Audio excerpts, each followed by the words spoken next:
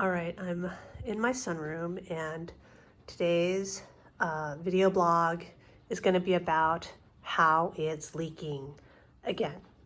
So I don't know if you can hear it, but it's raining right now. It was raining yesterday, and it was raining a little bit the day before.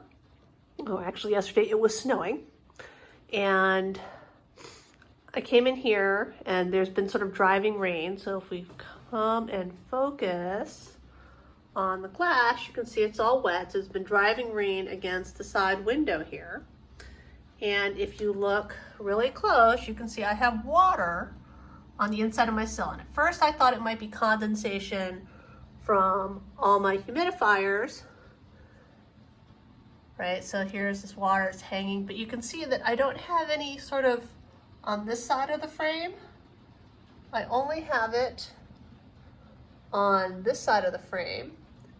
And if you look up, so this is hard to see during the daytime, but I could really see it at night. You can see that half of my screen is really dirty, and then maybe an eighth of it is really clean. So if you get close, that part of my screen is all wet. So I basically have water coming in right now. It's being driven in somehow in that corner, and it's leaking down. So you can see there's water. Well, you can't really see it from this angle, but it comes down to here, right? So here's your water here, right? And then it keeps going, of course. And then here's more water, right? Right here. Oops.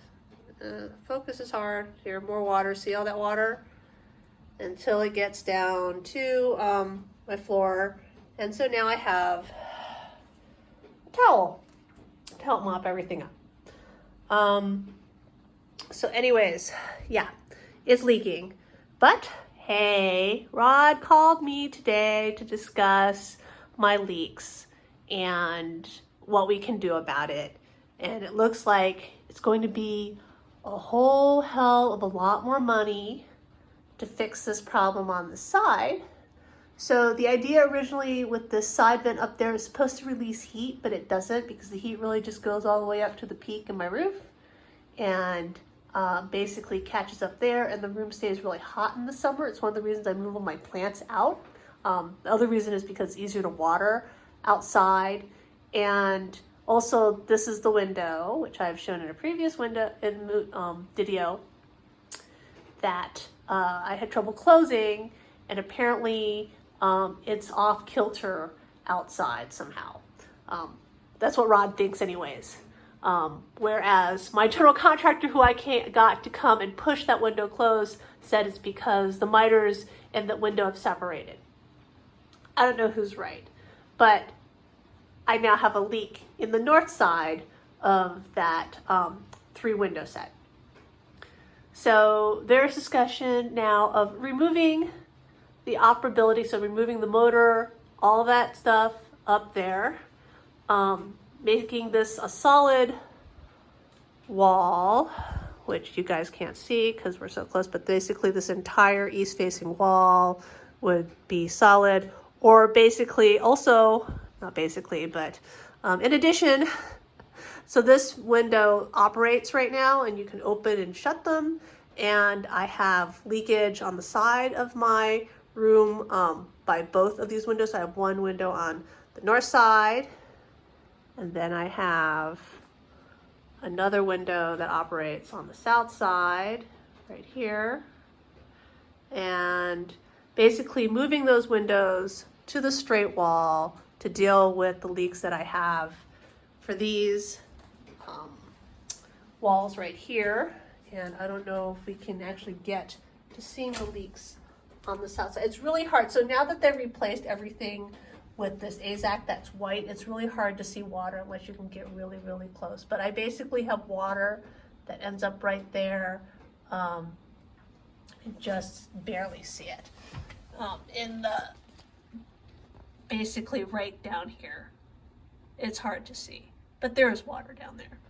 So, but I get, basically you can see what looks like the backside of the waterfall view here whenever it rains.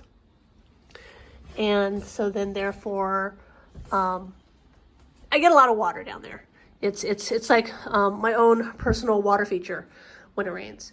And unfortunately it comes in. So thankfully AZAC can't rot because it's some kind of plastic, some PVC type, but it's a little distressing to me. But yeah, there's something going on here. You can hear the dripping. And so here on this, I also have some water. And you can see, so right here, see how I have water like stuck right there. And I didn't have that this summer after they installed it when it rained. So it could be because the window that wouldn't close is now leaking somehow. Anyways, not happening yet. But yeah, there's gonna be more money into this basically bottomless pit that this room has become. So let me discuss a little bit about some orchids that I have in bloom, some happy news, and that will be today's video blog. So here against the window, because I don't have enough energy to go around and pull it out, that is Golden Tang. So that is a Richard Mueller cross, and I got that from Nat's Orchids. It's actually potted in bark, so it's actually not in semi-hydro, and it was a very large plant, and I actually took like a 3-lead division off of it and put it in semi-hydro. That's also doing very well. But this Golden Tang has been really, really happy since I've been home during the whole work from home COVID, because it gets a lot more water, and you can see that its happiness has translated into a lot of flowers. Here is Bob Betts White Lightning that I got as a free baby plant from Hauserman's as part of the Illinois Orchid Society Christmas party, I guess 2 to 3 years ago. It bloomed for the first time for me last year, and it's still blooming. It's very sturdy. It's very scented. It smells very powerfully. I don't know how I was going to say it smells floral, but it's a flower, so flowers should smell floral. I am once again losing buds on my Fred Kakara After Dark, so I'm hoping these other ones will make it. I lost one bud right here already. And this one right here looks like it's gonna go as well. You can tell the buds that are, oh, there it goes. It just fell off. So the blasted ones, of course, aren't as firm, and they turn that pink color, but I'm hoping some of these bigger ones will actually open. In previous years, I thought that sometimes they might get a little bit of a cold breeze and that would make them blast. But also they need a lot of water. So at least for me, what's really happened is if I don't water them, the buds all just sort of never open and then just fall off. Next to it is another Fred Kakara After Dark that I'm still waiting on. Its buds finish forming, and then I'll find out if they're both the Sunset Valley Orchid clone or not. Supposedly this is supposed to be Sunset Valley Orchids clone, but it's supposedly all black instead of spotted. And then this over here is my Baker's Black Magic, which is also Fred Kakara After Dark. It only has one spike this year, but so far it seems to be getting enough water for all its buds to form. So very exciting there as well. This right here is a new bloom. It has another, you can see a little flower and bud and spike coming in. This is Jungle Bird, which is from Peter Lynn of Diamond Orchids, and he bred this himself. So this is like a new hybrid right there. He's shown some ones that have sort of red petals and sepals, right? And then just a spotted lip, but mine is really, really spotted, which is pretty cool. I like that a lot. Behind it is another Richard Mueller. I put all my Richard Muellers in this bay right here. So this right here, you can get around without, let's say, banging my Fred Clark car after dark. This is Doll's Horizon by Richard Mueller. It was made by H&R, and I got it, I think, in 2011, many years ago.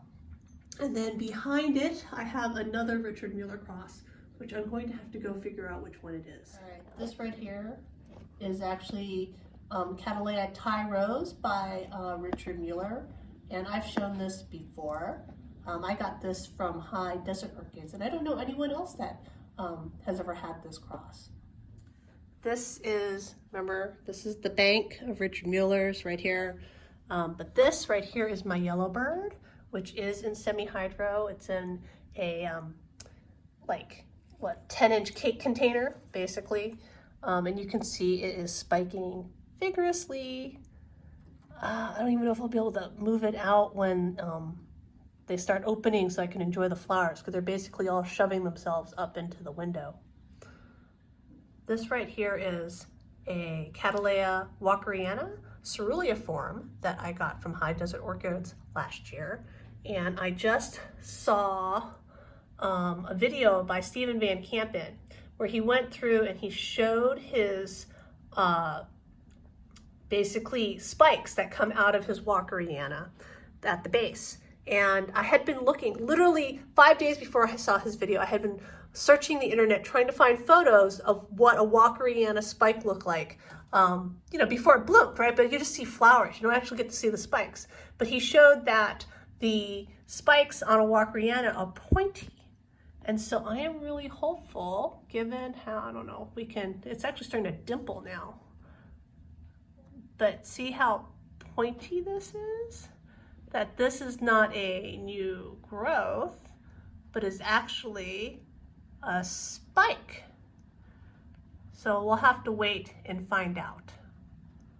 This right here is my, I believe it's my Sophronitis, is it Cernua? Yes, it's Cernua. I don't have a Cochicinia like apparently everyone else in creation does. I have a Cernua. And it has, look, it has this thing is amazing. Look, this is like one spike and it has 3 flowers. I think this one's almost done because it's been open longer. And then it has 2 buds right back over here. Look at that. That's just amazing, which is really nice because I had, if you can see back here, see how this one is yellow? That was, it had another spike, see it's brown, but now it's turning yellow, and I don't know, it just died. I don't know why, maybe it didn't get enough water. I did something bad and evil to it. All right, here's another view of the new growth that's dying, and the buds died on my Cernua. So here you can see, I don't know if I hit it or something, it got caught and I bent it, and so the whole growth is dying, but see, it's just turning yellow. I'm not quite sure why it did that. So what I wanted to show here is my Tolumnias that are in bloom. This is Gyrac Firm Dalmatian. So it's the, and then this is a different clone of that same thing. This is also Gyrac Firm, but it's called Snow White. And you can see they're very, very different flowers. I can get it in focus. Just wanted to capture my Bulbophyllum Elizabeth Ann Buckleberry. So look at all the spikes on it. And this one's done. This one's almost done. But look at these spikes on it. And look at how funky the flower is. And I grow this very, very wet. It is in moss mixed with perlite. And you can see it's very close to my fogger, and I actually pour water into this tray to keep it moist.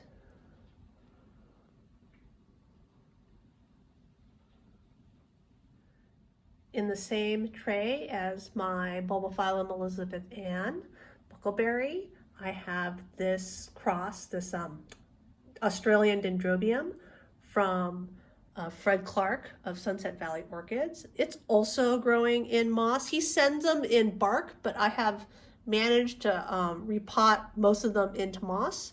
And this is Dendrobium Donovan by Dendrobium Zip. And I really love sort of the pickety effect on these. And this dumpster vanda is a lot more open now. I am a little concerned that it's not getting enough water, because if you look at the petals, see how they curl? I don't know if that's standard in some vandas, or because it's like thirsty. See the petals and sepals are recurved. My Laelia anceps is just starting to open. It's been spiking since I think July. It's been spiking forever, and it's just starting to open. Only 2 flowers this year. It's growing in bark. It actually came in bark. It's a trade, and I got it in trade for another plant, and she had just recently potted it, and I basically left it alone. And you can see it it loves to put out roots like everywhere. Everywhere it has roots. And this is Dendrobium Jonathan's Glory Dark Joy. It's right next to my leek. The leek right here. See right there? The leek. But the orchids are happy in here. They don't care that the windows leak and that I have water all over my floor. My pink Neo is still blooming. Yay, it's so cute. I can't tell if my Neos are scented because I'm never in here at night. The room gets locked off to keep Cupid from peeing all over the house. And I don't get to see these guys at night.